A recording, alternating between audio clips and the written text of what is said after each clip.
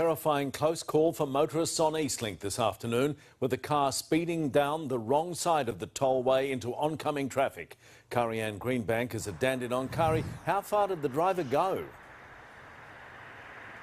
Well, Pete, the car was captured on multiple CCTV cameras as this driver drove the wrong way down to EastLink for around 3 kilometres. It was 1:30 this afternoon. Police had been trying to intercept the car. They say it had been speeding when the driver suddenly veered up the off-ramp here on Cheltenham Road in Dandenong.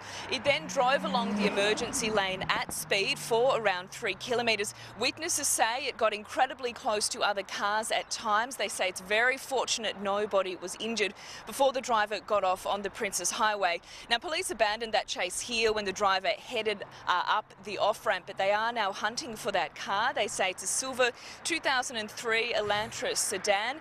And a spokesperson for EastLink also says that while this incident is rare, it serves as an important reminder for all drivers to be aware of their surroundings at all times. Pete?